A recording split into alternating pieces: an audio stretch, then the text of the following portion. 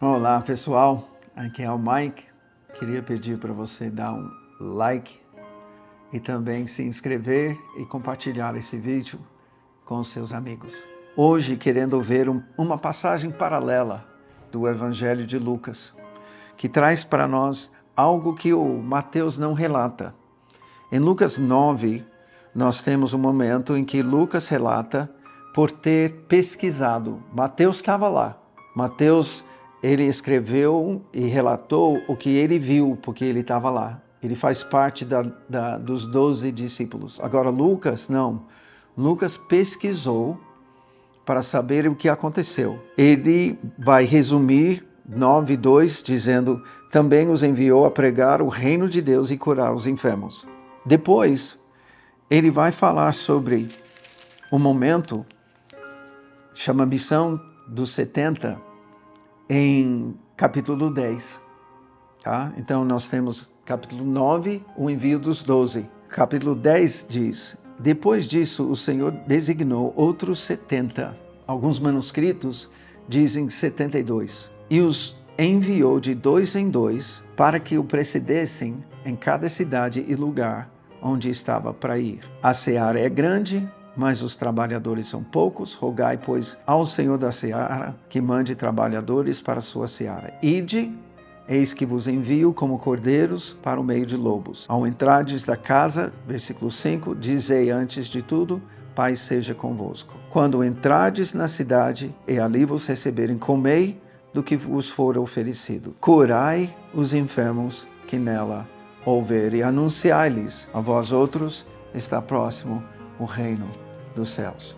Agora é uma segunda leva de discípulos que Jesus envia. Designou outros 70 e os enviou. Essa palavra enviar é a mesma palavra que se usa sobre os 12. E os enviou.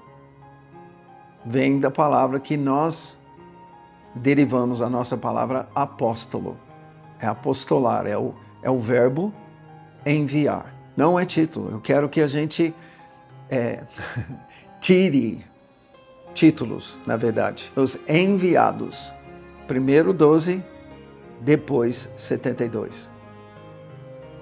É muito importante a gente entender isso. E é evidente que os 72, ele envia com a mesma missão. Ou seja, do início de capítulo 9 até o início de capítulo 10, houve um crescimento do número de discípulos. Aumentou-se o número de discípulos que estavam com ele. Agora ele vai separar mais 72 e vai os enviar de 2 em 2 para fazer e cumprir a mesma missão. Ele não falou: rogai ao Senhor mais trabalhadores? Agora é mais. Primeiro 12, agora mais 72. Não é relatado que eles vão juntos com os 12 ou não, tá? Não é especificado isso. Mas pelo menos os 72 vão para cumprir a mesma missão. Mais tarde eles dão um relato: até os demônios se submeteram a nós. Jesus fala: que bom, mas lembra que não é para se alegrar porque os demônios se submetem a ti, e sim porque teu nome está escrito no livro da vida. Mas logo em seguida ele vira as costas como se fosse e fala: graças te dou, ó Pai, porque o Senhor revelou essas coisas aos pequeninos. Ele se alegra, ele se exulta no Senhor. Uhul! Yes! Os meus discípulos estão fazendo as mesmas coisas. E Deus, ele fala com o Pai, alegre, realizado, porque os seus discípulos estão fazendo o que ele fazia. Quero ver isso com você. Jesus se alegrou porque os discípulos estavam fazendo as mesmas coisas. Deixe isso entrar na sua alma, no seu coração. Ele quer isso. Ele quer isso. Ele deseja isso. Eu vou dizer mais. Ele deu a sua vida para gerar isso em nós, para reproduzir a sua missão em nossas vidas. Agora eu queria observar algo com vocês sobre esse enviou de 2 em 2 para que o precedessem em cada cidade e lugar onde estava para ir. Peraí.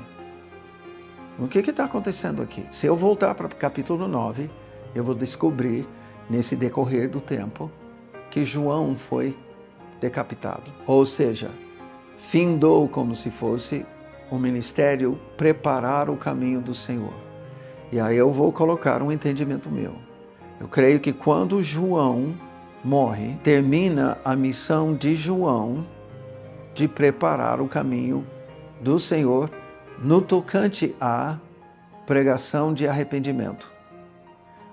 Se a gente voltar para Lucas 3 ou Mateus 3, a gente vai ver que João pregava: arrependei-vos, pois é chegado o reino dos céus. Fala em Mateus 4 que quando Jesus sai do deserto, sabe que João fora preso, Jesus assimilou e dali em diante ele pregava: arrependei-vos, pois é chegado o reino dos céus. Parece que a gente assimila agora, na sua missão, o preparar o caminho do Senhor. E afirmo em Lucas 10 que é exatamente isso. Porque agora Jesus está enviando 41 pares duplas para preceder Jesus nas cidades e lugares onde ele estava para ir. Ou seja, para preparar o caminho do Senhor. E com isso, eu quero definir, então, como nós hoje preparamos o caminho do Senhor. E por isso eu creio que vai haver essa restauração. Jesus assimila o arrependei-vos, pregar o arrependimento. Ele acrescenta curar os enfermos, expulsar demônios, ressuscitar os mortos, purificar os leprosos. Algo que João não fazia. Eu creio, capítulo 9, João é decapitado. A palavra afirma que ele tinha discípulos.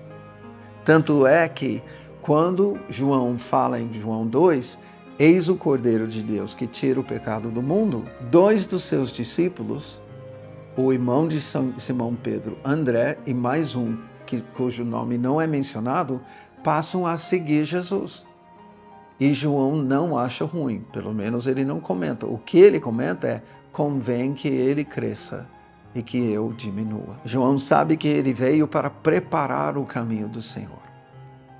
E a pessoa de maior importância é Jesus. Interessante porque Jesus reconhece que o maior de todos os profetas foi João, que preparou o caminho para ele. Então eu quero chegar a um entendimento agora, Jesus assimilando o arrependei-vos e acrescentando curai, expulsai, ressuscitai e purificai. Ele está dando a missão agora para a igreja, para os discípulos que vão se tornar apóstolos, que vão fazer fundamento para a igreja. Então, a igreja tem a missão apostólica de preparar o caminho do Senhor. Como? Pregando arrependimento, curando os enfermos, expulsando os demônios, ressuscitando os mortos, purificando os leprosos. Por favor, espero que você não tenha cansado de eu falar e repetir isso tantas vezes, porque isso, na verdade, está nos preparando. Nós precisamos entender que o nosso papel agora para preparar o caminho do Senhor é cumprir a missão original, a missão que Jesus padronizou para os seus discípulos, os 12, e aqui em Lucas 10, os 72. Será que nós estamos entendendo isso? Isso tudo para mim faz parte de uma preparação. Algumas coisas precisam mudar na nossa cabeça para podermos receber aquilo que Deus está querendo para nós nos últimos dias como igreja. Espero que você possa, nesse momento, parar e refletir sobre sua vida, porque quando eu estou avaliando a mim mesmo, eu já, como os discípulos, já ministrei cura, já ministrei libertação, mas eu já ministrei e não houve cura. Até agora, quando ministrando libertação, o tribufu teve que sair. Mas o que eu não me conformo é justamente a lacuna que existe entre eu e Jesus. o padrão. Eu não vejo 100%. E eu não estou conseguindo abordar pessoas na rua que eu vejo que precisam de cura, porque há uma dúvida. Eu vou ministrar esperando, mas não com a certeza da missão. Fica comigo, porque eu creio que isso é importante a gente avaliar, porque isso vai fundamentar para nós uma busca. Busca que, historicamente, no século passado, o Senhor atendeu. E nós vamos falar sobre isso. Fica com a gente. Deus te abençoe.